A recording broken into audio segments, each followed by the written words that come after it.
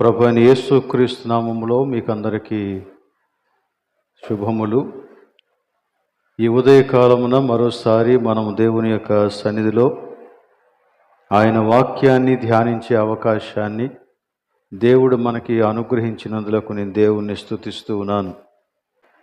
ఈ సాయంకాలం జరిగేటువంటి స్టడీస్లో మనం చాలా ప్రధానమైనటువంటి విషయాలు నేర్చుకుంటున్నాం. అవి మన విశ్వాస జీవితానికి చాలా ప్రాథమికమైనటువంటి అంశాలు. ఈ ప్రాథమికమైనటువంటి అంశాలు మనం తెలుసుకోకపోతే మన జీవితంలో ఎక్కడో ఒక చోట ఎప్పుడో ఒకప్పుడు తప్పుత్రోవ పట్టేటువంటి అవకాశం ఉంది. అంతేకాదు కొన్ని సమస్యలు శోధనలు ఎదురైనప్పుడు ఈవెన్ విశ్వాసంలో నుంచి కూడా తప్పిపోయేటువంటి ప్రమాదం ఉంది. మనం ఆ తప్పిపోయిన జీవితమే రైట్ అనుకునేటువంటి ప్రమాదం కూడా చాలా ఉంది. అందుచేత ఈ ప్రాథమికమైనటువంటి విషయాల ధ్యానాలు మరి మీరందరూ కూడా రావాలని మిమ్మల్ని కోరుతూ ఉన్నాను. అందులో భాగంగానే ఈ దినాలలో వచ్చేటువంటి ఈ 6 ఆదివారాలు కూడా మనం ఆయా ప్రాథమికమైన విషయాల గురించి ఆలోచన చేస్తూ ఉన్నాం. అందులో సంఘాన్ని గురించి, పరిశుద్ధాత్మ వరాలను గురించి, విధేయతను గురించి ఇలాంటి కొన్ని అంశాలు మనం ఇప్పటికే ధ్యానం చేశాం. ఈ రోజున మరొక ప్రాముఖ్యమైనటువంటి విషయాన్ని మనం ధ్యానం చేయబోతూ ఉన్నాం.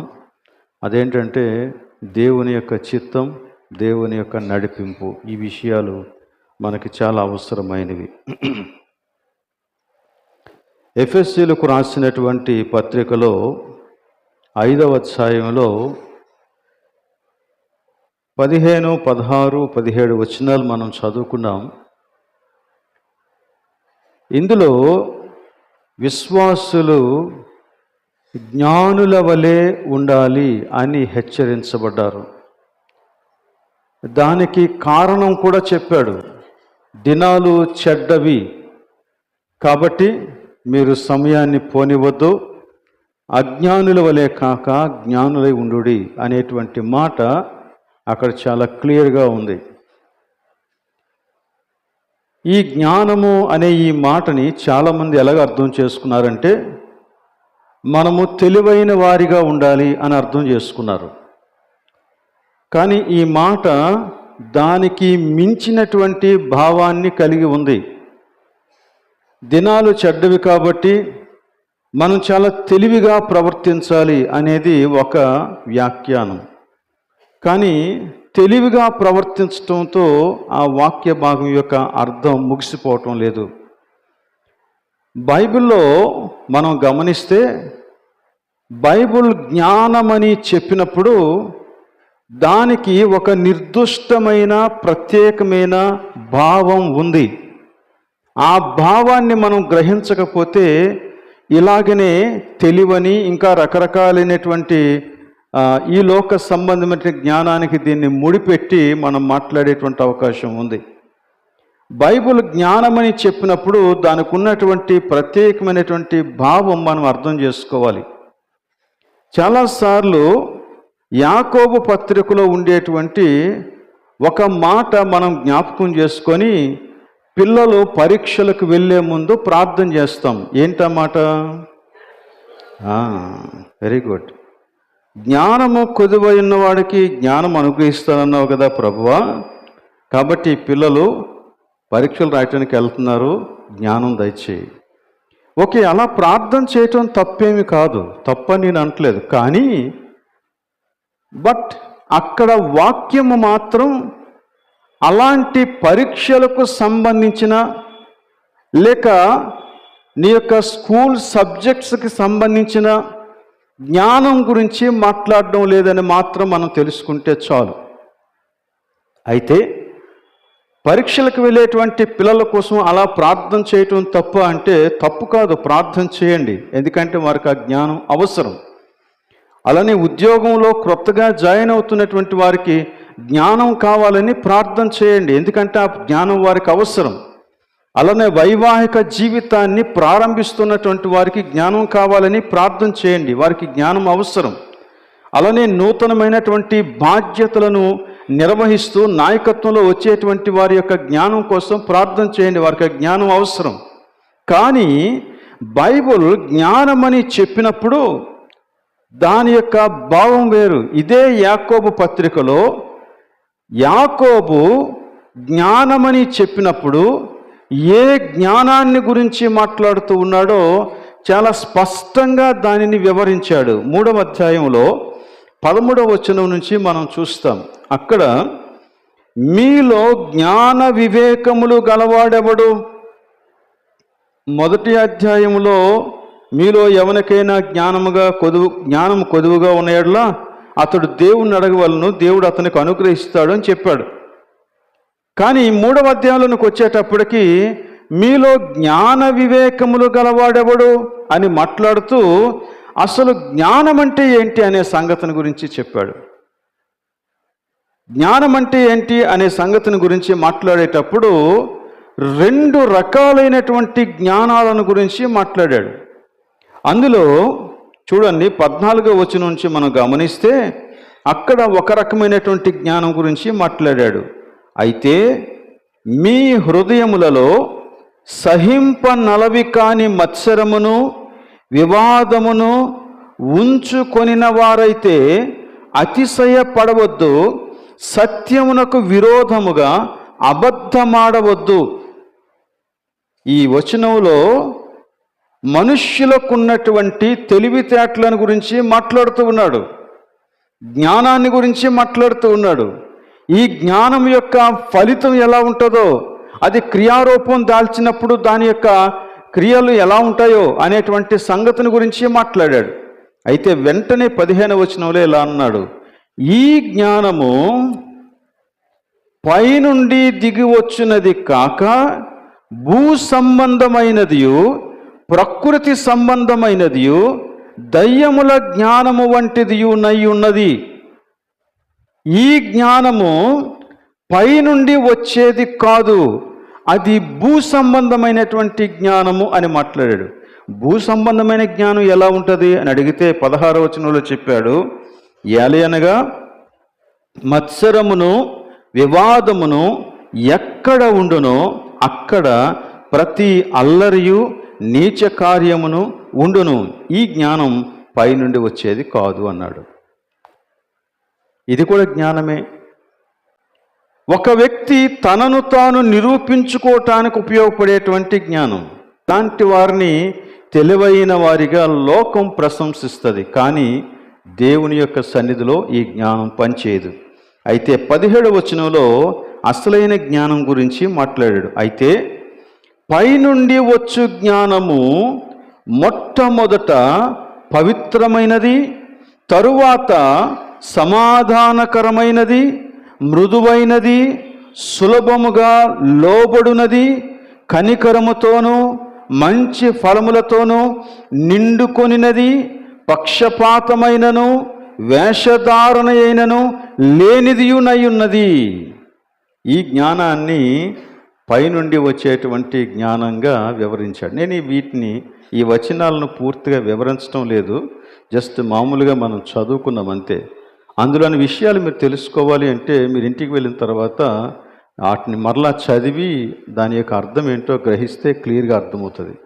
బట్ సింపుల్గా మనం అర్థం చేసుకోవాల్సిన విషయం ఏంటంటే, బైబిల్ జ్ఞానమని చెప్పినప్పుడు బైబిల్ చెప్పేటువంటి జ్ఞానం ఏంటంటే అది పైనుండి వచ్చేటువంటి జ్ఞానం, అనగా దేవుని జ్ఞానాన్ని గురించి మాట్లాడుతూ ఉంది. దేవుని జ్ఞానము, నీవు దేవుని యొక్క వాక్యము చదవటం ద్వారా, దేవుని యొక్క వాక్యాన్ని ధ్యానించటం ద్వారా, దేవుని యొక్క వాక్యాన్ని సంభాషించటం ద్వారా, దేవుని వాక్య బోధ వినటం ద్వారా మనకు కలిగేటువంటిది దేవుని గూర్చినటువంటి జ్ఞానము. ఇది పైనుండి వచ్చేటువంటి జ్ఞానం. కాబట్టి బైబిల్లో జ్ఞానము అని చెప్పినప్పుడు అది ఖచ్చితంగా దేవుని గూర్చినటువంటి జ్ఞానాన్ని గూర్చే మాట్లాడుతూ ఉంది అని మనం అర్థం చేసుకోవాలి. ఎఫెసీ పత్రికలోనికి మరలా వస్తే క్రిందని ఇంకా చక్కని మాట చెప్పాడండి. ఇంకా కొంచెం క్లియర్గా మనకు అర్థమయ్యే రీతిగా మాట్లాడాడు. 15వ వచనం నుండి నేను చదువుతున్నాను, చూడండి. ఎఫెసీ పత్రిక 5వ అధ్యాయం 15 నుండి.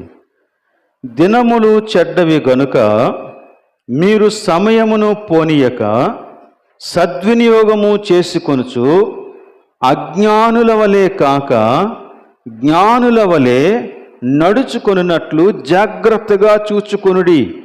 మీరు జ్ఞానుల వలె నడుచుకున్నట్లు జాగ్రత్తగా చూసుకోవాలి అంటే ఇందు నిమిత్తము, అంటే ఈ జ్ఞానంగా ఉండడం నిమిత్తం మీరేం చేయాలంట? మీరు అవివేకులు కాక ప్రభువు యొక్క చిత్తమేమిటో గ్రహించుకొనుడి. కొంచెం సూటిగా మాట్లాడాడు. దేవుని జ్ఞానం అని చెప్పినప్పుడు దేవుని యొక్క వాక్యం మరలా చెప్తుంది, అది దేవుని యొక్క చిత్తమును గూర్చినటువంటి జ్ఞానము. ప్రతి క్రైస్తవ విశ్వాసి దేవుని యొక్క చిత్తమును గూర్చినటువంటి జ్ఞానము కలిగి ఉండాలి. దేవుని చిత్తాన్ని గూర్చినటువంటి జ్ఞానము లేనివాడు అజ్ఞానిగా ప్రవర్తిస్తాడు, అవివేకంగా ఆలోచిస్తాడు. అతని యొక్క మూమెంట్స్, డీలింగ్స్ అన్నీ కూడా దేవుని యొక్క చిత్తానికి అనుకూలంగా ఉండవు. అందుకని ప్రతి క్రైస్తవ విశ్వాసి కూడా ప్రభువు యొక్క చిత్తమేమిటో గ్రహించుకోవాలి. ప్రభువు యొక్క చిత్తాన్ని ఎరుగకుండా ప్రభువు చిత్తాన్ని చేయటం సాధ్యం కాదు. కాబట్టి దేవుని యొక్క చిత్తాన్ని తెలుసుకోవటం అనేది చాలా అవసరం. అందుచేత దేవుని యొక్క చిత్తమును గూర్చినటువంటి ఒక బేసిక్ అండర్స్టాండింగ్ నేను మీకు ఇవ్వాలని కోరుకుంటూ ఉన్నాను. మనం ఏ పని చేసినా ఒక ఉద్దేశం లేకుండా చెయ్యం. మన ఉద్దేశం లేకుండా ఏ పని చెయ్యం అంటే దాని యొక్క అర్థం ఏంటో తెలుసా? నీవు నేను నిమిత్త మాత్రులమై ఉండి మన జీవితంలో పరిమితమైనటువంటి జ్ఞానం కలిగిన వారమై, పరిమితమైనటువంటి అవకాశాలు కలిగినటువంటి వారమై, ఎంత పరిమితమైనటువంటి మనుష్యులమై ఉండి కూడా ఏ పని చేసినా అది ఒక ఉద్దేశ్యముతో కూడినదై ఉండాలని ఆలోచిస్తే, మనల్ని సృజించినటువంటి దేవుడు ఉద్దేశం లేకుండా ఏ పనైనా చేస్తాడా? ఆయన చెయ్యడు. మనలను సృజించినటువంటి దేవునికి తాను చేసిన ప్రతి పని వెనకాల ఒక ఉద్దేశం ఉంది. ఈ సృష్టి యావత్తుని ఆయన సృజించినప్పుడు ఒక ఉద్దేశ్యం ఉంది. నిన్ను నన్ను సృజించినప్పుడు ఆయనకు ఒక ఉద్దేశ్యం ఉంది. దానినే మనం ఏమంటామంటే దేవుని యొక్క చిత్తము అంటాం. అంటే ప్రతి దాని వెనుక, దేవుని యొక్క ప్రతి క్రియ వెనుక దేవుని యొక్క ప్రణాళిక ఏంటో, దేవుని ఆలోచన ఏంటో, దేవుని తలంపేంటో, దేవుని యొక్క ఉద్దేశ్యం ఏంటో దానిని మనము దేవుని యొక్క చిత్తము అని తెలియజేస్తాం.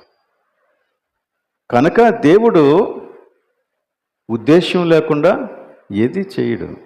కాబట్టి ఆయన చేసే ప్రతి కార్యం వెనుక, ఆయన మాట్లాడే ప్రతి మాట వెనుక ఒక ఉద్దేశం ఉందని గ్రహించాలి. ఇందాక మనం ప్రకటన గ్రంథంలో కొన్ని వచనాలు చదువుకున్నాం. అందులో కూడా అది చెప్తున్నాడు, సమస్తమును నీ చిత్తమును బట్టి అవి కలిగాయి. నీ ఉద్దేశానుసారంగా నీ కోసమే నీవు సమస్తమును సృష్టించావు అని వారందరూ కూడా దేవుణ్ణి కీర్తిస్తూ, దేవుని ఎదుట సాగిలపడుతూ తమ కిరీటాలన్నీ తీసుకొచ్చి ఆయన ఎదుట పడవేసేశారు. అంటే దాని అర్థం ఏంటంటే, నీ చిత్తము కొరకు నిన్ను బట్టి మేమున్నాం, కాబట్టి నీవు సెలవియు, మేము పాటిస్తాం అంతే. విధేయత, లోబడుట. సో దేవుని యొక్క చిత్తాన్ని తెలుసుకోవటం ఒకటి, ఆ దేవుని చిత్తానికి లోబడటం మరొకటి. ఈ రెండు విషయాలు కూడా జరగాల క్రైస్తవ జీవితంలో. ఇవి జరగకుండా ఇక దేని కొరకైనా క్రైస్తవ జీవితాన్ని మార్చేస్తే మనము దేవుని యొక్క ఉద్దేశాలలో లేమని మనం గ్రహించుకోవాలి. కాబట్టి దేవుని యొక్క ఉద్దేశం దేవునికి ఉంది, ఆయన ఆలోచన ఉంది, ఆయన ప్రణాళిక ఉంది, ఆయన యొక్క తలంపు ఉంది. కాబట్టి దానిని మనం గ్రహించాలి. అయితే కొన్నిసార్లు మనం దేవుని యొక్క చిత్తాన్ని చాలా క్లిష్టమైనదిగా ఊహించుకొని మన మనస్సును మనం పాడు చేసేసుకొని ఇక దేవుని యొక్క చిత్తాన్ని మాకు తెలియదు అన్నట్టుగా దాన్ని ప్రక్కన పెట్టేస్తాం. కొన్నిసార్లు తెలిసినా అవి ఆచరించలేం అని వదిలేస్తాం. అలాంటి యాటిట్యూడ్ క్రైస్తవుని యొక్క యాటిట్యూడ్ కాదు. దేవుని చిత్తాన్ని గ్రహిస్తే అందులో నిజమైనటువంటి నెమ్మదిని, సంతోషాన్ని మనం అనుభవిస్తాం. కాబట్టి దేవుని యొక్క చిత్తాన్ని తెలుసుకోవటం అనేది చాలా అవసరం. సరే, ఇంతకీ దేవుని చిత్తాన్ని ఎలా తెలుసుకోవాలి? ఈ 40 రోజుల బైబిల్ ధ్యాన కూడికలు మనం నిర్వహిస్తూ ఉన్నప్పుడు మొదటి నుండి మనం చెబుతున్నటువంటి విషయం ఒకటే, ఇది దేవుని చిత్తాన్ని తెలియచేసే పుస్తకం. ఇది దేవుని మాట. దేవుని మాట దేవునిలో నుండి వచ్చినటువంటిది. అనగా దేవుడు తన యొక్క ఉద్దేశ్యమంతటిని తన మాటల ద్వారా బయలుపరిచాడు. కాబట్టి దేవుని చిత్తాన్ని తెలుసుకోవటం కోసం ఎక్కడికి పరిగెత్తాలి ఒక వ్యక్తి అని అడిగితే ఎక్కడికి పరిగెత్తాల్సిన అవసరం లేదు. దేవుని వాక్యం దగ్గరికి రా. నువ్వెక్కడికి పారిపోవద్దు, దేవుని వాక్యం దగ్గరికి రా. ఇక్కడ నీకు దేవుని యొక్క చిత్తం ఏంటో అర్థమవుతుంది. క్రైస్తవుల యొక్క బలహీనత ఇదే. ఏదైనా ఒక పని చేయాలనుకున్నప్పుడు దేవుని చిత్తాన్ని తెలుసుకోవటం కోసం ఎక్కడెక్కడికో పరిగెడతా ఉంటారు. కానీ నీకు విషయం తెలుసా? నీ చేతిలోనే, నీ దగ్గరే దేవుని చిత్తం ఉంది. కానీ దాన్ని మనం ఎప్పుడూ ఓపెన్ చేయం కదా. బైబిల్ని మనం ఎప్పుడూ చదవం కదా. ఒకవేళ చదివినా ఆ విషయాలు మనం అర్థం చేసుకోం కదా. కొన్నిసార్లు మనం ఎంత నిర్లక్ష్యం అంటే ఈ బైబిల్ ఈ ఫ్రంట్ పేజీ నుండి అట్ట నుంచి అట్ట వరకు నాకు మొత్తం అంతా తెలుసు అనేటువంటి ఉద్దేశంతో నిర్లక్ష్యం చేస్తాం కొన్నిసార్లు. వి సింప్లీ నెగ్లెక్ట్. అందువలన దేవుని యొక్క చిత్తం అర్థం కాకుండా పోతుంది. నువ్వు దేవుని చిత్తం తెలుసుకోవటం కోసం ఎక్కడికి పరిగెత్తొద్దు. దేవుని వాక్యం దగ్గర కూర్చొని నేర్చుకో. నీకు దేవుని యొక్క ఉద్దేశాలన్నీ స్పష్టంగా తెలుస్తాయి. ఈ దేవుని చిత్తాన్ని గురించి బైబిల్లో మనకి కనపడినటువంటి కొన్ని సంగతులు మీ ఎదుట పెడతాను. దేవుని యొక్క చిత్తాన్ని గురించి బైబిల్లో మనకి 2 విధాలుగా కనపడుతూ ఉంది. 2 విధాలుగా మనకి దేవుని యొక్క చిత్తం బైబిల్ ద్వారా తెలియపరచబడుతూ ఉంది. మొదటిది ఏంటంటే సార్వభౌమాధికారంతో, దేవుని యొక్క సార్వభౌమాధికారంతో కూడినటువంటి దేవుని చిత్తం. ఆయన సార్వభౌమ అధికారం అంటే ఆయన యొక్క నిర్ణయాన్ని, ఆయన మాటను ఎవ్వరూ కాదనలేరు. ఆయన గనక ఒకటి నిర్ణయిస్తే అది జరగాల్సిందే. అలాంటి అధికారంతో కూడినటువంటి దేవుని యొక్క చిత్తం ఒకటి ఉంది. ఇంకోటి కూడా ఉంది. దేవుడు ఆజ్ఞల రూపంలో మనకు తెలియజేసినటువంటి దేవుని యొక్క చిత్తం. ఆజ్ఞల రూపంలో దేవుడు మనకు తెలియజేసినటువంటి దేవుని యొక్క చిత్తం ఎలాంటిది అంటే, దేవుడు నీకు ఆజ్ఞనిచ్చి తన చిత్తాన్ని తెలియజేస్తాడు, కానీ దానికి లోబడటం అనేది నీ బాధ్యత, ఒక వ్యక్తి యొక్క బాధ్యత. ఆజ్ఞ రూపంగా ఇచ్చినటువంటి దేవుని యొక్క చిత్తం ఒక మనిషి యొక్క బాధ్యతకు దేవుడు విడిచిపెట్టాడు. నీ మట్టుకు నీవు దేవుని చిత్తాన్ని జరిగించటానికి నీ మనస్సుని నిలుపుకొని విధేయత చూపితేనే అది జరుగుతుంది, లేకపోతే జరగదు. ఉదాహరణకి, అబద్ధం ఆడొద్దు, ఇది దేవుని యొక్క ఆజ్ఞ. అబద్ధం ఆడొద్దు అనే దేవుని యొక్క ఆజ్ఞ అన్నప్పుడు దాని యొక్క అర్థం ఏంటంటే, దేవుడు తన చిత్తాన్ని మనకు తెలియజేశాడు. మరి దాన్ని మనం ఆటంకపరుస్తున్నామా? చాలాసార్లు ఆటంకపరిచేస్తాం, దాన్ని నిరోధిస్తాం, దానికి అవిధేయులమైపోతాం.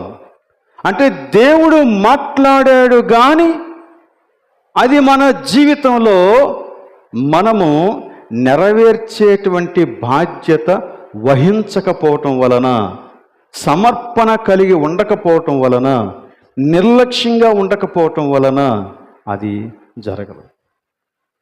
కానీ ఇవి రెండు కూడా దేవుని యొక్క చిత్తాలే. మొదటి దానిని దేవుడే సంపూర్ణంగా నియంత్రిస్తాడు. సార్వభౌమ అధికారంతో కూడినటువంటి దేవుని యొక్క చిత్తం ఎలా ఉంటుందంటే, ఇది దేవుని యొక్క సంపూర్ణమైన అధికారాన్ని సూచిస్తూ ఉంది. అలానే ఇది అంతిమమైనది. అంటే ఎన్ని మలుపులైనా తిరగొచ్చు, కానీ అంతిమంగా నెరవేరేది దేవుని యొక్క చిత్తమే.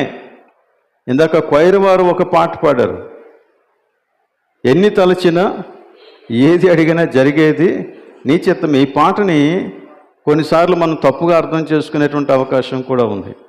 కానీ ఇక్కడ దేవుని యొక్క అంతిమ చిత్తాన్ని గురించి మాట్లాడుతూ ఉన్నాడు. చరిత్రలో మనం దీన్ని చూస్తాం.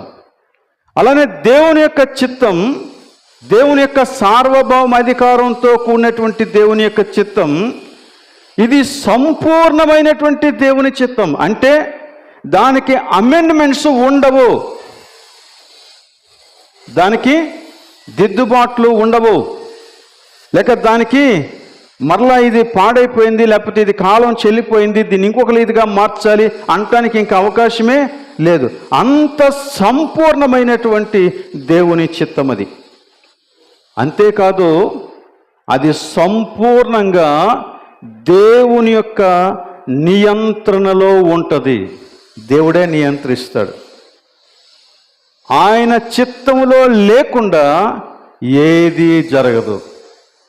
దీనికి చరిత్రలో మనకి అనేకమైన సందర్భాలు మనం చెప్పుకోవచ్చు. అవన్నీ కూడా దేవుని యొక్క చిత్తానుసారంగా జరుగుతూ వచ్చాయి. దీన్ని మనం ఏమంటామంటే సార్వభౌమ అధికారంతో కూడిన దేవుని యొక్క చిత్తం, గాడ్స్ సావరెన్ విల్. దాన్ని మార్చడానికి లేదు. కొన్ని రెఫరెన్సెస్ చూద్దాం. ఉదాహరణకి యెషయా గ్రంథం 14వ అధ్యాయం 24వ వచనం, సైన్యములకు అధిపతియగు యెహోవా ప్రమాణపూర్వకముగా ఇలాగు సెలవిచ్చుచు ఉన్నాడు, నేను ఉద్దేశించినట్లు నిశ్చయముగా జరుగును. చూడండి ఆ మాటలు, నేను యోచించినట్లు స్థిరపడును. అంతే. దీనిని దేవుడు ఏమని మాట్లాడుతూ ఉన్నాడంటే, నేను ప్రమాణపూర్వకంగా మాట్లాడుతూ ఉన్నాను. అంటే దీని యొక్క అర్థం ఏంటంటే, నేను మాట్లాడాను, అది జరగాల్సిందే. నేను ఉద్దేశించాను, అది నెరవేర్చబడాల్సిందే. నేను ఏదైతే అనుకున్నానో దానిని స్థిరపరచాల్సిందే, ఎవ్వరూ మార్చడానికి లేదు. అలానే ఇదే యెషయా గ్రంథంలో 46వ అధ్యాయంలో 9-10 వచనాలు ఒకసారి చూడండి.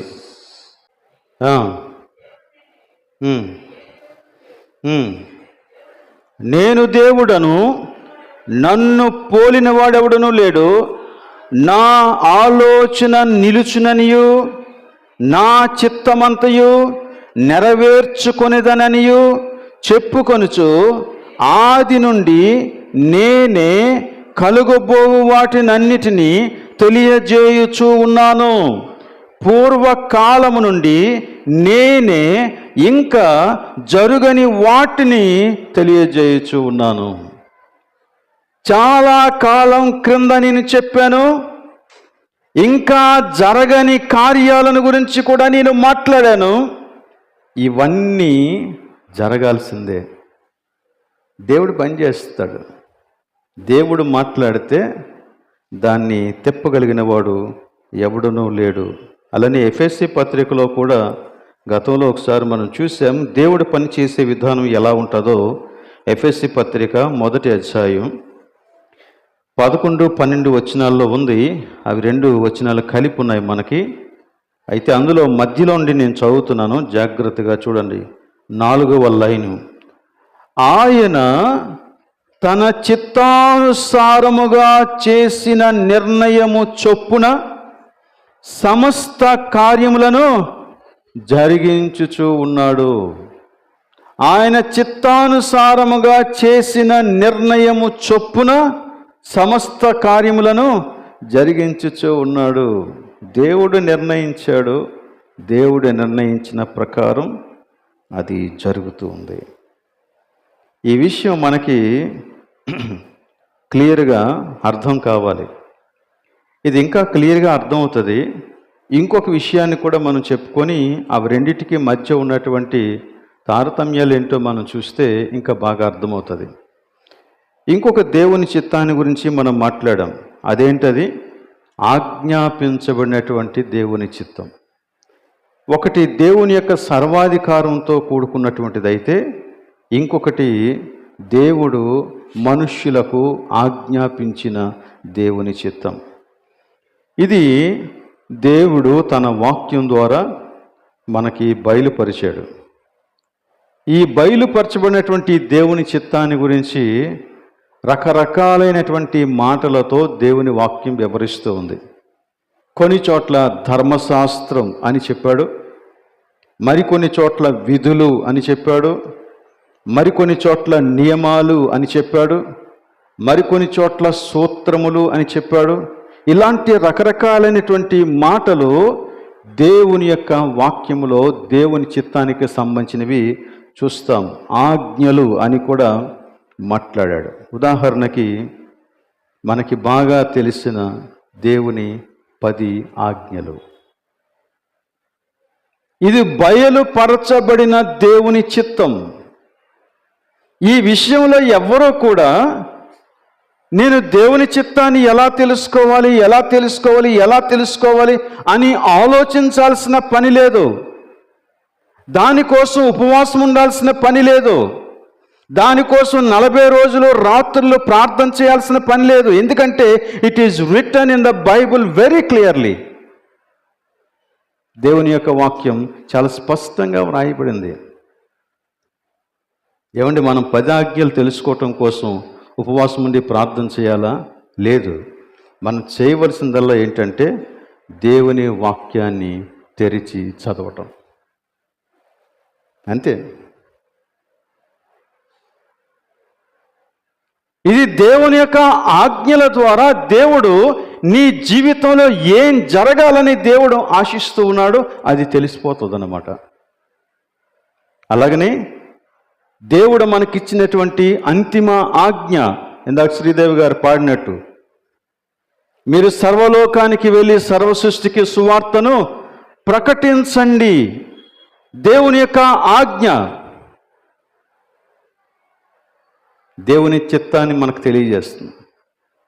అలాగనే యేసుక్రీస్తు 2 ప్రధానమైనటువంటి ఆజ్ఞల గురించి మాట్లాడాడు. ఒకటి, నీ దేవుణ్ణి ప్రేమించు అన్నాడు. రెండవది, నీ పొరుగువాణ్ణి ప్రేమించు అన్నాడు. ఈ ఆజ్ఞలలోనే దేవుని యొక్క చిత్తం యావత్తు కూడా మనకి అర్థమైపోతుంది.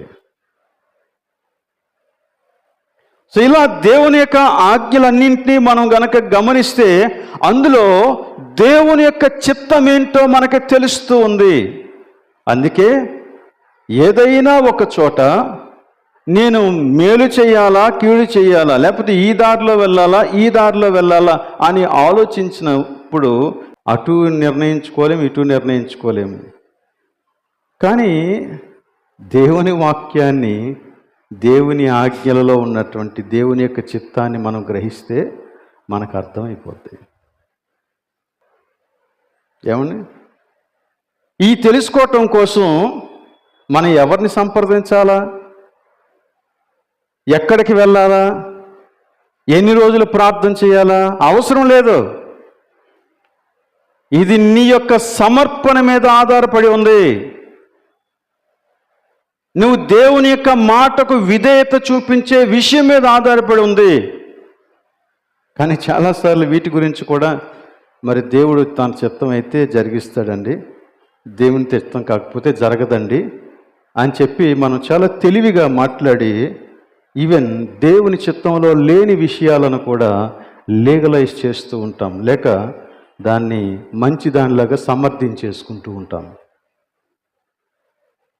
It is not true.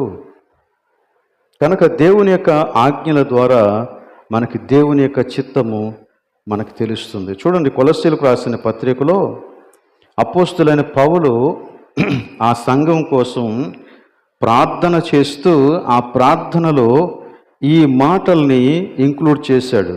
అసలు వీటి కోసమే ఆయన ప్రార్థన చేశాడు. 9 నుండి 12 వచనాలు కలిపే ఉన్నాయి మనకి. అందులో కొన్ని లైన్స్ నేను మీకు చదివి వినిపిస్తాను. అందుచేత ఈ సంగతి వినిన నాటి నుండి మేమును మీ నిమిత్తము ప్రార్థన చేయటం మానక మీకోసం ప్రార్థన చేస్తున్నాం. ఏమని ప్రార్థన చేస్తున్నాం? మీరు సంపూర్ణ జ్ఞానమును ఆత్మ సంబంధమైన వివేకమును గలవారును ఆయన చిత్తమును పూర్ణముగా గ్రహించిన వారునై ప్రతి సత్కార్యములో సఫలులగుచు దేవుని విషయమైన జ్ఞానమందు అభివృద్ధి పొందుచు. ఈ మాటలన్నీ మీరు ఒక్కొక్కటి ధ్యానం చేస్తే అద్భుతంగా ఉంటుంది. ఇవన్నీ కూడా దేనిని గురించి మాట్లాడుతున్నాయంటే దేవుడు తన యొక్క ఆజ్ఞల ద్వారా లేక తన వాక్యము ద్వారా మనుష్యులకు బయలుపరిచిన దేవుని యొక్క చిత్తాన్ని గురించి మాట్లాడుతూ ఉన్నాయి. ఇవన్నీ చాలా క్లియర్గా ఉన్నాయి. అందుకని ఇక్కడ కొలస్సీలకు రాసినటువంటి పత్రికలో ఏమన్నాడంటే, మీరు దేవుని గూర్చి ఆయన చిత్తాన్ని గూర్చి సంపూర్ణమైన జ్ఞానం కలిగి ఉండాల. అలాంటి జ్ఞానంలోనికి మీరు ఎదగాల. సంఘానికి దేవుడిచ్చినటువంటి కొలమానం అది, అందులోనికి మీరు రావాలా అని ప్రార్థన చేస్తూ ఉన్నాడు. సో ఇవి 2 విషయాలు. ఒకటి, దేవుడు తన యొక్క సర్వాధికారంతో చేసినటువంటి ఆయన చిత్తం, దాన్ని ఎవరూ మార్చలేరు. రెండోది, దేవుడు మనకి ఆజ్ఞల రూపంలో లేక దేవుని వాక్యం అనే పేరుతో అనే రూపంలో మనకిచ్చినటువంటి దేవుని యొక్క చిత్తం, మనకు బయలుపరిచినటువంటి దేవుని చిత్తం. ఇది దేవుడు నీ బాధ్యతకు విడిచిపెట్టేశాడు. సో ప్రతి వ్యక్తి తన మట్టుకు తాను ఆ బాధ్యత విషయంలో దేవునికి లెక్క అప్పగించాల. నువ్వు విధేయుడవు కావచ్చు, అవిధేయుడవు కూడా కావచ్చు. దేవుడు దాన్ని నిరోధించటం లేదు. నువ్వు అవిధేయుడివైనతే దేవుడు దాన్ని నిరోధించట్లేదు, వదిలేస్తాడు నీకు. అది నీ సంపూర్ణమైన బాధ్యత. ఉదాహరణకి ఆదాము అవ్వలు పాపము చేసినప్పుడు దేవుడు ముందుగానే చెప్పేశాడు, ఇదిగో ఇది నా చిత్తం అని చెప్పేశాడు. వారు యాక్చువల్గా పాపం చేస్తూ ఉన్నప్పుడు దేవుడు వారిని ఆ చెట్టుని ముట్టుకోకుండా, చెట్టు వైపు చూడకుండా వారు కళ్ళు మూసేయడం కానీ వారి చేతులు వెనక్కి లాగేయడం కానీ చేయలేదు. లేక వారు అక్కడికి వెళ్తూ ఉండగా చెట్టు మాయమైపోయేలాగా చేయలేదు దేవుడు. ఎందుకంటే అది మనిషి ఎవరైతే దేవుని చిత్తాన్ని తెలుసుకున్నారో వారి యొక్క వివేకానికి దేవుడు విడిచిపెట్టాడు. అది నీ బాధ్యత. సో వారందరూ కూడా వారి యొక్క కిరీటములను తీసి దేవుని సింహాసనం ఎదుట పడవేయుట అంటే దాని అర్థం అదే. నేనుగా నా స్వంత చిత్తాన్ని చేయను, నీ చిత్తానికి నేను శిరస వహిస్తాను అంతే. కాబట్టి నా మీద ఏదైనా కిరీటం ఉంటే ఆ కిరీటం ఎక్కడ ఉండాలంటే నీ పాదాల దగ్గర ఉండాలంటాడు. That is submission. దేవుని మాటకు లోబడుట అంటే అది. దానిని గురించి మాట్లాడుతూ ఉన్నాడు. సరే, ఈ రెండు రకాలైనటువంటి దేవుని యొక్క చిత్తానికి మధ్య ఉండేటువంటి తారతమ్యం మీకు చెప్తే ఇంకొంచెం క్లియర్గా అర్థమవుతుంది. దేవుని సర్వాధికారంతో కూడుకున్నటువంటి దేవుని యొక్క చిత్తం కొన్నిసార్లు మనకి అర్థం కాదు. ఎందుకు అర్థం కాదు? దేవుడు దాన్ని బయలుపరిస్తేనే తప్ప మనకు అర్థం కాదు. ఉదాహరణకి అపోస్తుల కార్యాలలో 1వ అధ్యాయంలో యేసుక్రీస్తు యొక్క పునరుత్థాన దర్శనాన్ని శిష్యులు చూసిన తర్వాత 40 రోజులు ఆయనతో గడిపిన తర్వాత వారు బయటకు వచ్చి 6వ వచనంలో ఇలాంటి ప్రశ్న వేశారు. ఈ కాలమందు నీవు ఇశ్రాయేలీయులకు వారి రాజ్యాన్ని ఇచ్చేస్తావా అని అడిగితే యేసుక్రీస్తు ఏం చెప్పాడు? ఆయన స్వాధీనంలో ఉన్నాయి. హీ నోస్, ఆయనకు తెలుసు, ఆయన పూర్తి కంట్రోల్లో ఉన్నాడు, ఆయన నియంత్రిస్తాడు. ఇశ్రాయేలుకి ఎప్పుడు రాజ్యం ఇవ్వాలో, ఇశ్రాయేల్ దగ్గర నుంచి ఎప్పుడు రాజ్యం తీసివేయాలో ఆయన నిర్ణయిస్తాడు. అది ఆయన చిత్తం మీద ఆధారపడి ఉంటుంది, ఆయన ఆలోచన మీద ఆధారపడి ఉంటుంది. అది మనకి అర్థం కాదు. కానీ దేవుని యొక్క ఆజ్ఞాపూర్వకమైన దేవుని చిత్తం అది మనకి అర్థమవుతుంది, క్లియర్గా అర్థమవుతుంది. ఎందుకు? బైబిల్లో రాసి ఉంచాడు, దాన్ని బైబిల్లో రాసి ఉంచాడు. సో ఈ రెండింటికి మధ్య ఈ తారతమ్యం ఉంది. ఇంకొక డిఫరెన్స్ చెప్తాను చూడండి. దేవుని యొక్క సర్వాధికారంతో కూడుకున్నటువంటి దేవుని చిత్తాన్ని ఎవ్వరూ నిరోధించలేరు.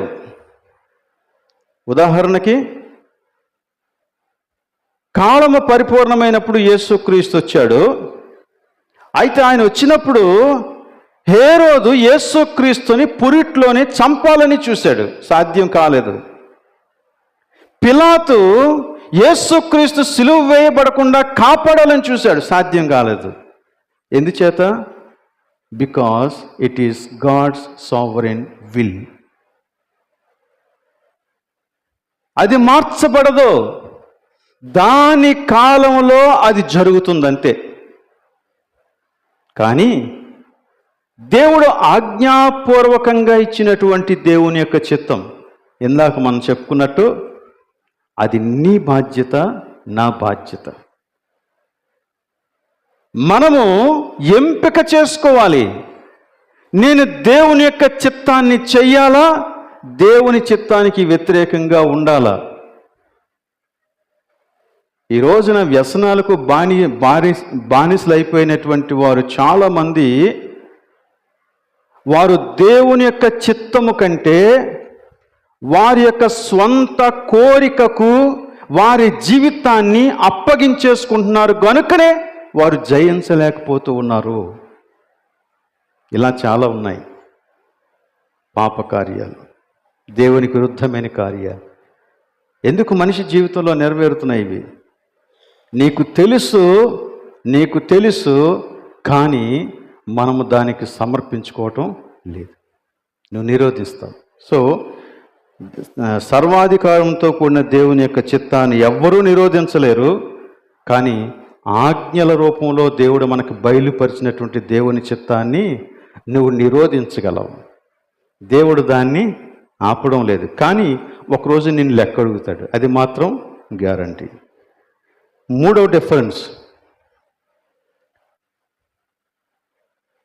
ఏం జరిగినా, మేలు జరిగినా కీడు జరిగినా అన్నీ కలిపి చివరకు దేవుడు నిర్ణయించినటువంటి దానినే నెరవేరుస్తాయి. దీనికి చరిత్ర మనకి చాలా సాక్ష్యం చెబుతూ ఉంది. అందుకనే మనం పాత నిబంధన గ్రంథంలో చదివితే ఇశ్రాయేలీయుల యొక్క చరిత్ర,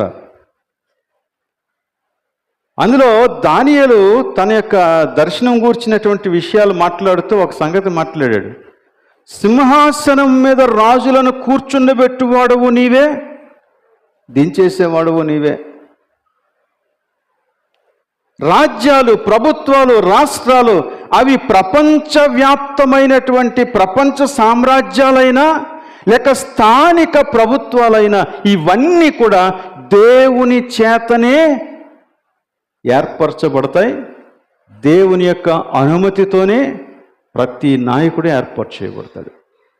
అందుకే క్రైస్తవ సంఘానికి దేవుడిచ్చినటువంటి ఆజ్ఞ ఏంటంటే, నీ ప్రభుత్వ అధికారులకు నువ్వు లోబడు.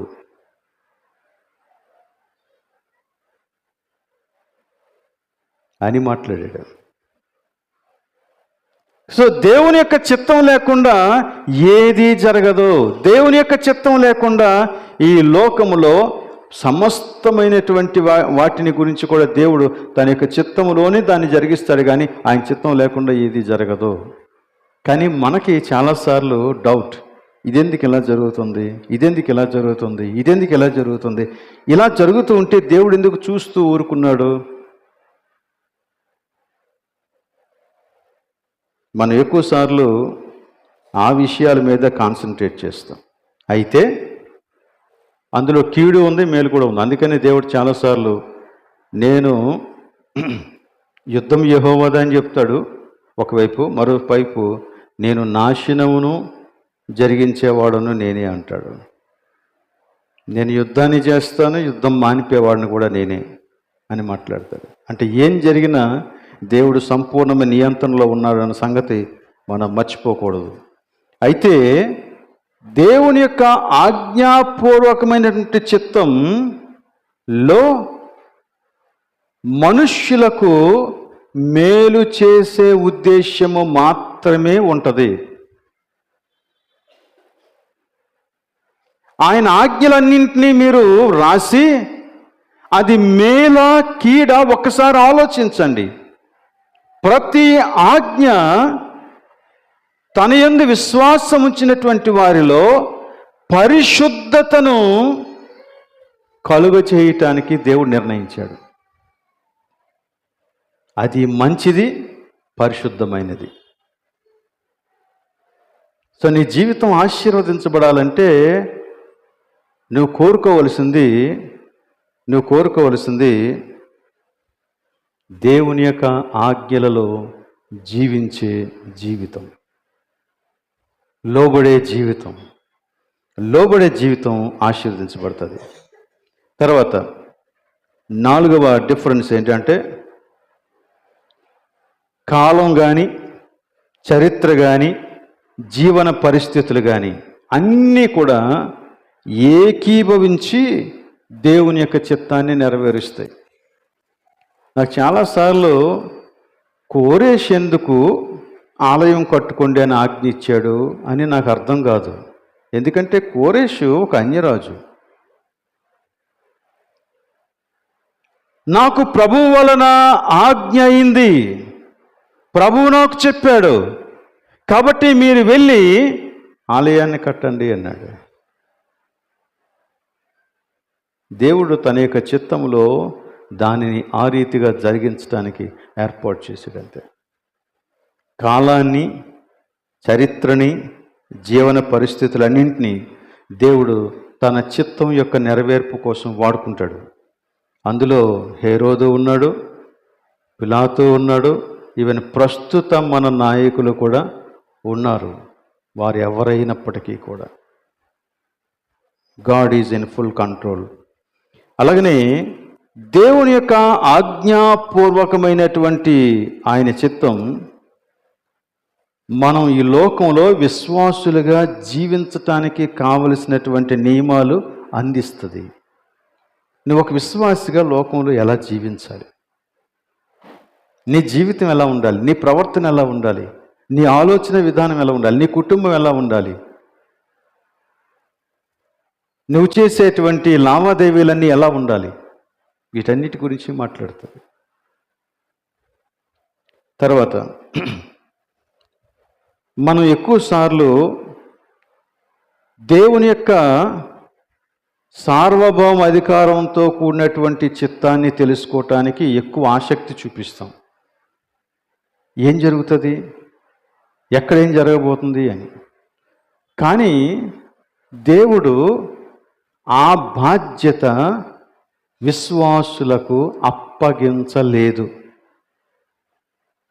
ఉదాహరణకి యేసుక్రీస్తు వస్తాడు, రెండవ రాకడ ఉంది. ఆయన ఎప్పుడు వస్తాడు, అది మనకి ఎక్కువ ఆసక్తి. ఎవరైనా డేట్ చెబితే, ఎవరైనా ఫలానా పరిస్థితి అని చెప్తే, ఇదిగో ఇప్పుడు యుద్ధం అవుతుంది, ఇప్పుడే వచ్చేస్తాడని చెప్తే మనం ఎక్కువ ఆసక్తిగా వింటాం. కానీ దేవుడు అలాంటి బాధ్యతను విశ్వాసులకు అప్పగించలేదు. పైగా దేవుడు ఏమన్నాడంటే, అదే అపోస్తుల కార్యాలు 1:7లో, వాటిని తెలుసుకొనుట మీ పని కాదు అన్నాడు.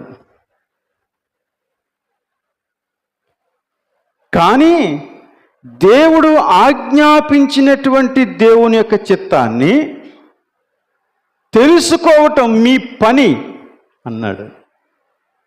దాన్ని మీరు తెలుసుకోవాలి, దానిని గ్రహించాలి, దానికి విధేయులవ్వాలి.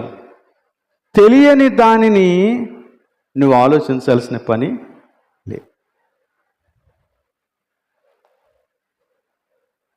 కనుక దేవుడు తన ఆధీనంలో సంపూర్ణంగా సమస్తమైన అధికారాన్ని, నియంత్రణను పెట్టుకొని ఆయన చేసే కార్యాలను గురించి మనం ఆలోచించాల్సిన పని లేదు. కానీ మనకు ఇవ్వబడినటువంటి దేవుని యొక్క చిత్తాన్ని మనం ఆచరించడానికి మనం సంపూర్ణంగా విధేయులవ్వాల్సినటువంటి పని ఉంది. మనకున్న సమయాన్ని బట్టి నేను మరి ఎక్కువగా చెప్పలేను కాబట్టి ఒక చిన్న ఎక్సర్సైజ్ మీకు ఇవ్వాలని అనుకుంటున్నాను. అది మీరు ఇంటికి వెళ్ళిన తర్వాత ఆలోచించండి.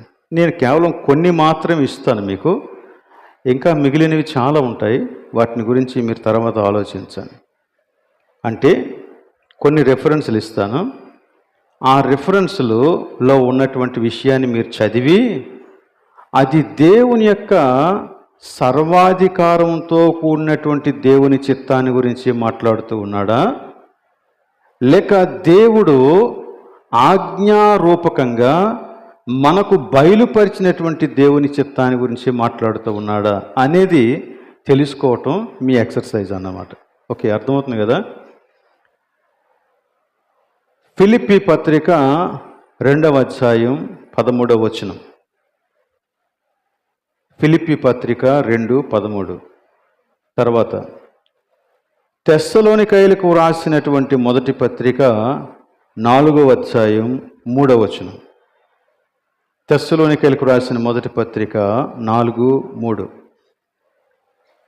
తర్వాత కొరింథీయులకు రాసిన రెండో పత్రిక 6:14.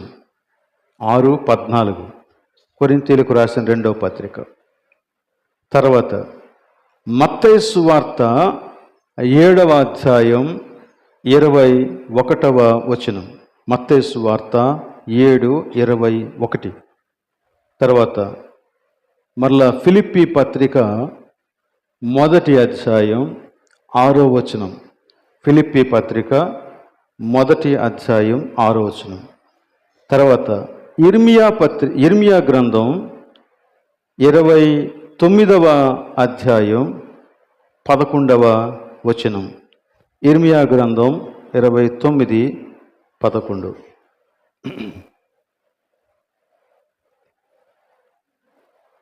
ఓకే, ఈ విషయాలను మీరు ఇంటికి వెళ్ళిన తర్వాత చదివి, అది దేవుని యొక్క ఏ చిత్తాన్ని మనకి తెలియజేస్తూ ఉన్నాయి అనే విషయం మీరు ఆలోచించి ఒక నిర్ణయానికి రావాలని కోరుతూ ఉన్నాను.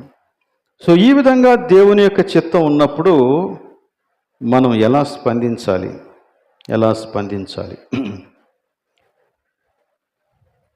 దేవుని యొక్క సార్వత్రిక చిత్తం సార్వభౌమ అధికారంతో కూడుకునేటువంటి దేవుని యొక్క చిత్తాన్ని మీరు తెలుసుకున్నప్పుడు దేవుడే సమస్తాన్ని నియంత్రిస్తూ ఉన్నాడు, ఆయన చేతి క్రిందనే సమస్తం జరుగుతూ ఉన్నాయి అని చెప్పినప్పుడు మన యొక్క స్పందన ఎలా ఉండాలంటే, నెంబర్ 1, మనం భయపడాల్సిన అవసరం లేదు ఏ పరిస్థితి వచ్చినా. ఏమంటే ప్రభుత్వాలు మారుతూ ఉంటే, మతతత్వ పార్టీలు వస్తూ ఉంటే కొన్నిసార్లు క్రైస్తవులకు భయం అన్నమాట. కానీ నువ్వు భయపడాల్సిన పని లేదు, because he is in control. రెండవది, ఒకవేళ నిజంగానే నీ జీవితంలో ఊహించని పరిస్థితులు వచ్చి నీ మీదకి శ్రమ, వేదన, మరణం వచ్చినట్లయితే నేనేం చేయాలి? దేవుని వాక్యం ఏం చెప్తుందంటే, ఇవేవి చెయ్యొద్దు, నువ్వు చేయవలసిందల్లా ఒకటే. పేతురు మొదటి పత్రిక 4:19, నమ్మకమైన సృష్టికర్తకు మీ ఆత్మలను అప్పగించుకోండి. దేవుని చేతిలో మీ జీవితం పెట్టండి అంటున్నాడు. దేవునికి అప్పగించాయి. మూడవది, అసలు నీకేం అర్థం కావట్లే ఏం జరిగించాలో. అప్పుడు యాకోబు 4:13-15 ఏం చెప్తాడంటే, ప్రభువు చిత్తమైతే ఇది అది చేతమని మీరు చెప్పుకోండి అంటున్నాడు. నాకు తెలియదు ఏం జరుగుద్దో, కానీ ప్రభు చిత్తమైతే జరుగుద్ది.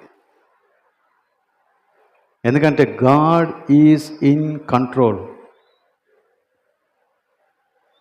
ఈ 3 రకాలుగా మనము దేవుని యొక్క సర్వాధికారంతో కూడినటువంటి దేవుని చిత్తానికి మనల్ని మనం అప్పగించుకుంటాం. దానియేలు చేసిన పని అదే. రాజ్యం కూలిపోయింది, వీళ్ళందరినీ బానిసల్లాగా గొలుసులతో కట్టేసి తీసుకెళ్ళిపోయారు. దేవుడు సర్వశక్తిమంతుడు, ఆయన చేతిలో సమస్తమైన అధికారం ఉంది. దానియేలు దేవుణ్ణి నమ్ముకున్నాడంతే. షద్రకు, మేషకు, అబేద్నెగోలు దేవుణ్ణి నమ్ముకున్నారు. యోసేపు దేవుణ్ణి నమ్ముకున్నాడు. ఇలా చాలామందిని మనం చూస్తాం. వాళ్ళు దేవుణ్ణి నమ్ముకున్నారు. వారికి ఏం జరుగుద్దో తెలియదు, కానీ దేవుణ్ణి నమ్ముకున్నారు. దేవుడు చరిత్రను లేక వారి యొక్క జీవితంలోని పరిస్థితులను కంప్లీట్గా మార్చిపడేశాడు. వారు ఏ అధికారిని, ఏ రాజుని ఆశ్రయించలేదు. ఆశ్రయించడానికి అసలు ఆస్కారమే లేదు. కానీ దేవుడు అన్నింటినీ మార్చేశాడు. అయితే దేవుడు మనకి ఆజ్ఞాపూర్వకంగా, ఆజ్ఞల రూపంలో, తన వాక్యం రూపంలో బయలుపరిచినటువంటి దేవుని చిత్తానికి మనం ఎలా స్పందించాలి అంటే, నెంబర్ 1, ఇందాక మనం చదువుకున్నట్టు ఎఫెసీ పత్రిక 5:17 ఉన్నట్టు, దేవుని చిత్తమేమిటో గ్రహించుకొనుడి. అంటే దేవుని చిత్తమేంటో స్పష్టంగా తెలుసుకోండి. ఎలా తెలుసుకుంటాం? దేవుని వాక్యాన్ని ధ్యానించటం ద్వారా. అలాగనే ద్వితీయోపదేశకాండం 29:29 ప్రకారంగా బయలుపరచబడనివి దేవునివి, రహస్యములు దేవునికే చెందును. కానీ బయలుపరచబడినవి అంటే ఏవైతే దేవుడు తెలియజేశాడో అవన్నీ మనవియో మన పిల్లలవియో అగును. అంటే వాటిని మనము బాధ్యతాయుతంగా నిర్వర్తించాలా, మనం స్వతంత్రించుకోవాలా. అలానే ద్వితీయోపదేశకాండంలోనే 11:1, నీవు దేవుని యొక్క ఆజ్ఞలను గైకొనవలెను. ఇది స్పందన. సో దేవుడు బోధిస్తాడు, మనం పాటిస్తాం.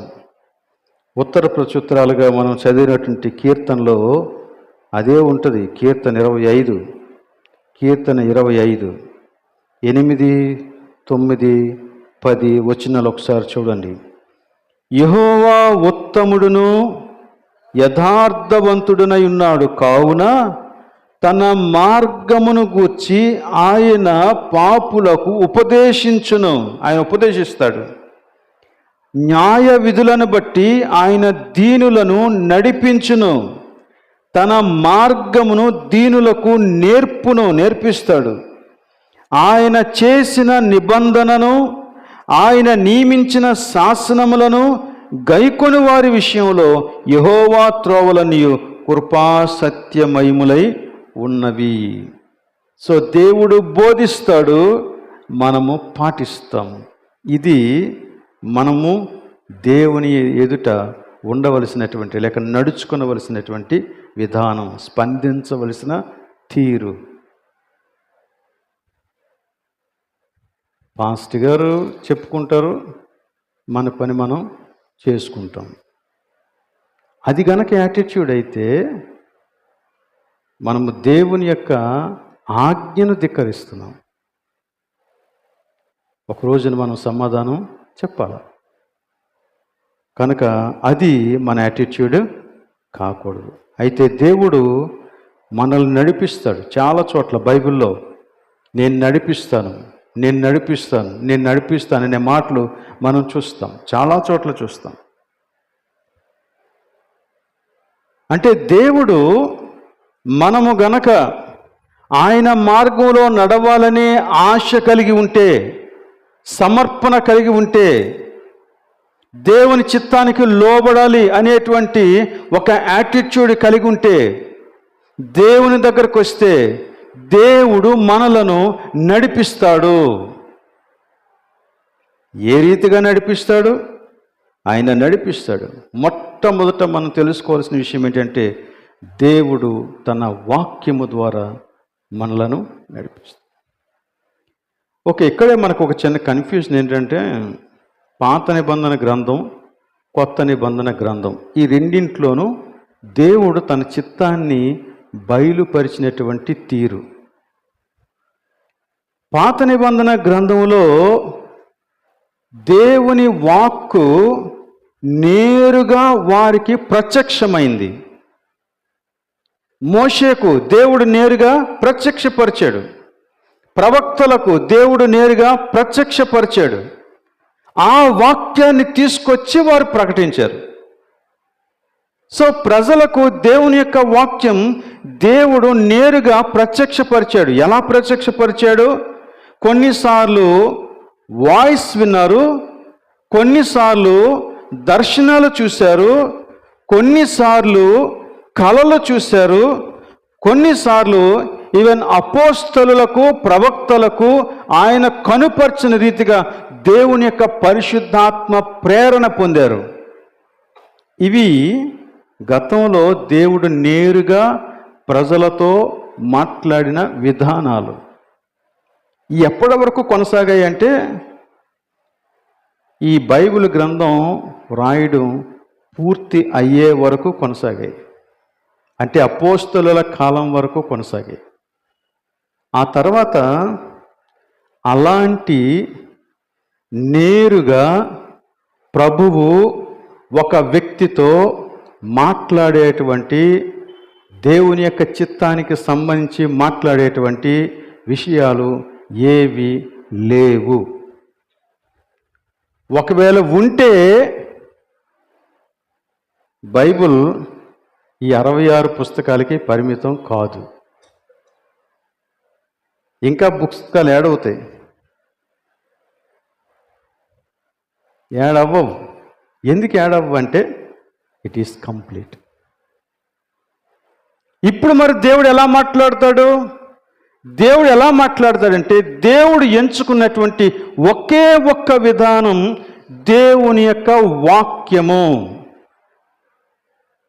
ఈ వాక్యము ద్వారానే దేవుడు మాట్లాడతాడు.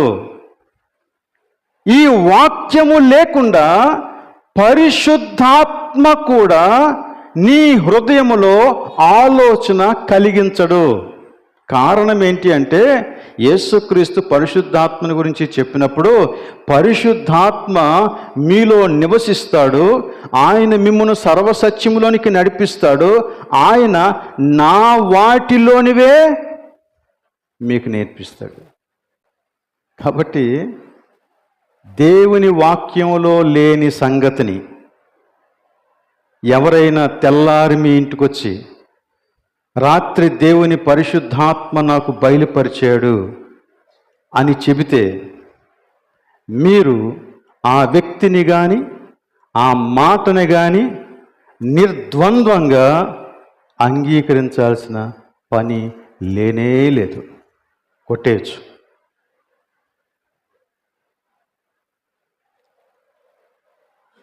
ఏదైనా బయలుపరచబడింది ఉంటే అది దేవుని యొక్క వాక్యముతో సంబంధించినది మాత్రమే అయి ఉండాల. నీ మనస్సాక్షి ద్వారా దేవుడు నీతో మాట్లాడతాడు, కానీ నీ మనస్సాక్షిలో దేవుని యొక్క వాక్యము నిక్షిప్తమైతేనే నీ మనస్సాక్షి ద్వారా కూడా దేవుడు మాట్లాడగలడు. అందుకని నీ హృదయంలో దేవుని యొక్క వాక్యాన్ని సంపూర్ణంగా సమృద్ధిగా నింపుకో అని చెప్పాడు దేవుడు. అంటే దేవుడు పరిశుద్ధాత్మ ద్వారా మాట్లాడతాడు, నీ మనస్సాక్షి ద్వారా మాట్లాడతాడు, ఈవెన్ పరిస్థితుల ద్వారా మాట్లాడతాడు, ఈవెన్ ఇలాంటి వాక్య బోధలు లేక కౌన్సిలింగ్స్ జరిగినప్పుడు మాట్లాడతాడు. కానీ ఈ 4 కూడా దేవుని వాక్యము ద్వారానే జరిగేటువంటి పరిచర్యలు. నా హృదయంలో దేవుని యొక్క వాక్యం లేకపోతే అసలు దేవుడు మాట్లాడడానికి ఇంకొక రీతిగా నా మనస్సాక్షి ద్వారా మాట్లాడడానికి నా దగ్గర ఏమి ఉండదు.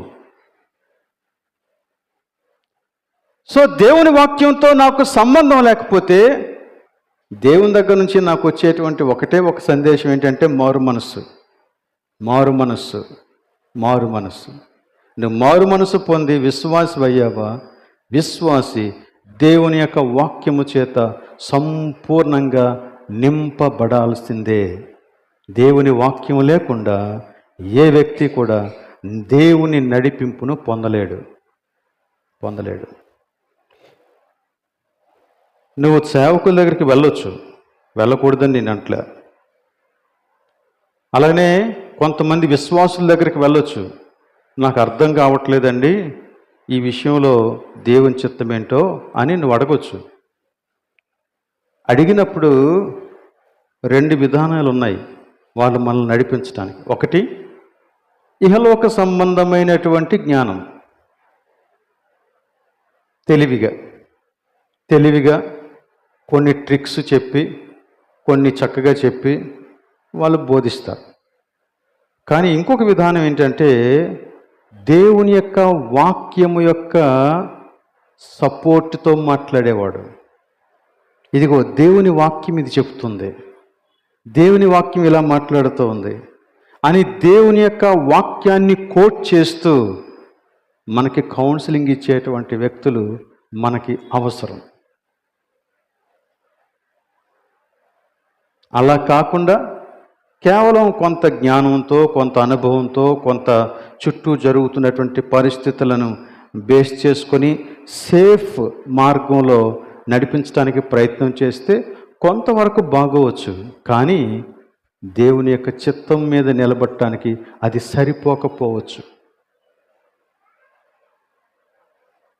వారు కంప్లీట్గా ఏదో చెప్తారని నేను అంటలేదు, కానీ బట్ దేవుని యొక్క చిత్తంలో నువ్వు నిలబడటానికి అది నీకు సరిపోకపోవచ్చు. సో మాటిమాటికి నీకు ఒక కన్ఫ్యూజన్ వస్తుంది అన్నమాట. ఆ కన్ఫ్యూజన్ రాకుండా ఉండాలి అంటే ఖచ్చితంగా దేవుని యొక్క చిత్తాన్ని దేవుని వాక్యం ద్వారానే మనం తెలుసుకోవాలి. నేను కొన్ని విషయాలు చెప్తాను. కీర్తనకారుడు 119, 105లో నీ వాక్యము నా పాదములకు దీపము, నా త్రోవకు వెలుగు అన్నాడు. అక్కడ వాక్యం యొక్క ఇంపార్టెన్స్ మాట్లాడాడు. అలాగనే పౌలు ఒక ఏథెన్స్ అనే ప్రాంతానికి వెళ్ళినప్పుడు అక్కడ విగ్రహాలన్నింటినీ చూసిన తర్వాత ఒక మాట రాయబడింది, ఆత్మయందు పరితాపము పట్టలేకపోయాను.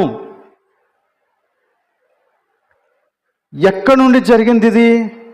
ఆయన స్వంత పరితాపమా, లేకపోతే అది ఏ విధంగా అతనికి వచ్చింది అని అడిగితే, ఆయన ఆల్రెడీ దేవుని గూర్చినటువంటి జ్ఞానంతో నింపబడినవాడు గనుక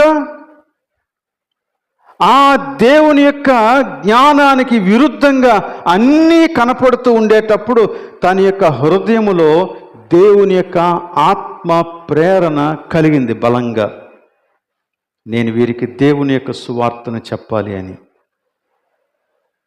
చెప్పాడు. అది దేవుని యొక్క ఆత్మ నడిపింపు.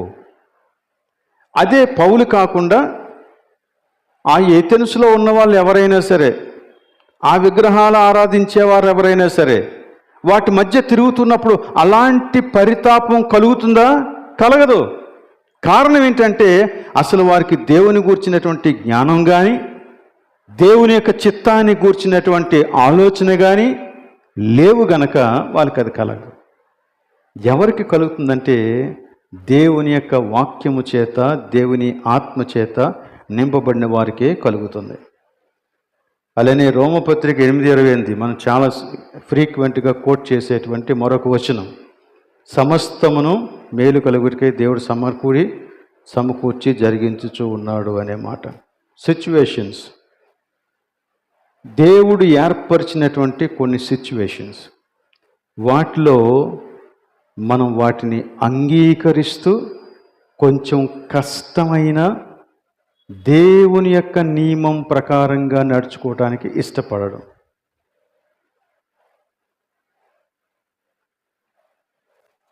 దేవుని యొక్క నియమం ప్రకారంగా దేనికి రాజీ పడకుండా దేవుని నియమం ప్రకారంగా నీ జీవితంలో దేవుడి కార్యం చేయటానికి కొన్నిసార్లు ఈ లోక సంబంధమైనటువంటి వ్యక్తులు కానీ పరిస్థితులు కానీ ఆటంకాలు కలిగించవచ్చు. అప్పుడు నువ్వు వెయిట్ చేయాల్సి రావచ్చు. నువ్వు షార్ట్కట్లో వెళ్తే క్షణంలో పని అయిపోవచ్చు. కానీ నువ్వు నీతిగా నిలబడటానికి ప్రయత్నం చేస్తే నీకు కొన్నిసార్లు అది సంవత్సరం పట్టవచ్చు, 2 సంవత్సరాలు పట్టవచ్చు, ఈవెన్ ఒక జీవితకాలం ఎదురు చూడాల్సి రావచ్చు. But you need to wait on him, ఎందుకంటే గాడ్ ఈజ్ ఇన్ కంట్రోల్. అలాగనే దేవుని యొక్క భక్తుల యొక్క మాటలు, ఉదాహరణకి సామెతల గ్రంథంలో చాలాసార్లు నా మాటలు వినిన ఎడల అని తండ్రి తన కుమారునితో మాట్లాడతాడు. దేవుని యందు భయభక్తులు కలిగినటువంటి తండ్రి తన కుమారునికి ఇచ్చినటువంటి కౌన్సిల్, మాటలు, ఉపదేశం, అలాంటి బోధ దేవుని యొక్క నీతిని, న్యాయమును, యథార్థతను, సన్మార్గాన్ని తెలుసుకోవటానికి ఉపయోగపడతాయి. అది మనకి సామెతల గ్రంథం 2వ అధ్యాయం 1 నుండి 11 వచనాలు చదివితే మనకి తెలుస్తాయి. కాబట్టి మనం దేవుని యొక్క చిత్తాన్ని స్పష్టంగా గ్రహించడం నేర్చుకోవాలి. కొన్ని దేవుని ఆధీనంలోనే ఉన్నాయి, వాటిని గురించి మనం వర్రీ అవ్వాల్సిన పని లేదు. కానీ ఎంతవరకు దేవుడు మనకి బయలుపరిచాడో ఆ బయలుపరిచినటువంటి సత్యాన్ని మనం అంగీకరించి లోబడి మనం దాని ప్రకారంగా చేయగలిగితే దాని యొక్క సంపూర్ణమైన ఆశీర్వాదాన్ని మనం అనుభవిస్తాం. అట్టి కృప దేవుడు మనకందరికీ దయచేయునుగాక. ప్రార్థన చేద్దాం. పరిశుద్ధుడైన మా ప్రభువా, నీకు స్తోత్రములు. ఈ ఉదయకాలమున నీవు మాతో మాట్లాడిన విషయాలన్నిటిని బట్టి మేము నిన్ను స్తుతిస్తూ ఉన్నాం. దేవా, మేము లోకానుసారమైన జ్ఞానము కాక నీ జ్ఞానము చేత నింపబడటానికి సహాయం దయచేయండి. నీ చిత్తాన్ని గూర్చినటువంటి జ్ఞానం మాకు అనుగ్రహించండి. నీ చిత్తమును బట్టి మేము సమస్తమును వివేచించటానికి మాకు సహాయం దయచేయండి. లోబడి ఉండటం మాకు నేర్పించండి. నీ నామమునకు మేము మహిమను, ఘనతను ఆరోపించే జీవిత విధానం మాకు దయచేయండి. సంఘమంతటినీ మీరే ఆశీర్వదిస్తారని నమ్ముతూ ఈ ప్రార్థన యేసు పరిశుద్ధ నామములో అడుగుచున్నాం తండ్రి. ఆమేన్.